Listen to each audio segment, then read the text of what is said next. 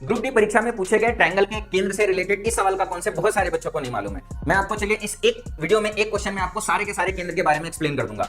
अगर हम लोग बात करें परिकेंद्र, तो सबसे पहले आपको ये मालूम होना चाहिए कि परिकेंद्र बनता कैसे है और इसकी प्रॉपर्टीज हमारी क्या होती है।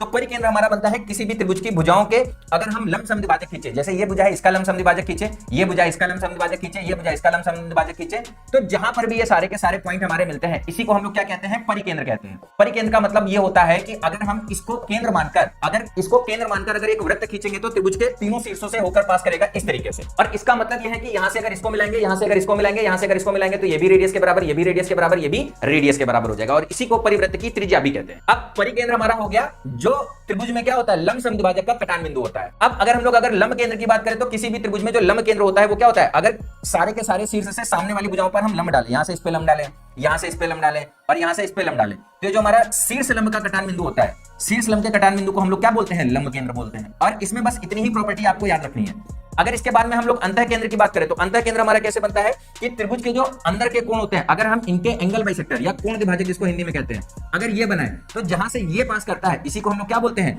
अंतः केंद्र बोलते हैं। ये हमारा और ये हमारा बराबर है, यहाँ पे ये इसके बराबर है, ये इसके बराबर है, ये इसके बराबर है और ये लंब है, ये लंब है, ये लंब है। यहाँ पे हमारे सारे के सारे एंगल बराबर है, ये इसके बराबर है, इसी तरीके से ये हमारा इसके बराबर है और ये हमारा क्या हो जाएगा, अंतः केंद्र हो जाएगा। और अंतः केंद्र का मतलब क्या है, प्रॉपर्टी भी समझ लेते हैं कि किसी भी त्रिभुज में अंतः केंद्र का मतलब ये होता है कि जैसे इसको अब अगर हम केंद्र माने और एक वृत्त खींचे, वृत्त कैसे खींचे कि तीनों भुजाओं को स्पर्श करे, इस तरीके से वृत्त खींचे, तो ये हमारा अंतःवृत्त हो गया, ये उसका केंद्र हो गया और यहां से भुजा को इस पर ऐसे जो हमारी ये भुजा है अगर इसके टचिंग पॉइंट को मिला देंगे तो ये हमारा क्या हो जाएगा, अंतःवृत्त की त्रिज्या हो जाएगी। अब अगर हम लोग बात करें केंद्र की, तो केंद्रक हमारा क्या होता है, माध्यिकाओं का कटान बिंदु। जैसे ये हमारा सामने वाला शीर्ष है, इससे सामने वाली भुजा के मध्य बिंदु को मिला है, मध्य बिंदु का मतलब ये और ये आपस में बराबर होंगे। इसी तरीके से यहां से इसके मध्य बिंदु को मिला है, कहने का मतलब ये और ये आपस में बराबर होंगे। इसी तरीके से यहां से इसको मिलाते हुए आगे खींचेंगे तो अपने आप क्या होगा, तीसरी भुजा के मध्य बिंदु पर मिलेगा, मतलब ये और ये आपस में बराबर होंगे और ये हमारा क्या हो जाएगा, केंद्र। और इसी को हम लोग गुरुत्व केंद्र भी कहते हैं। तो उम्मीद करता हूं कि इस एक वीडियो से आपको सारे के सारे केंद्र के बारे में इंफॉर्मेशन मालूम चल गई होगी।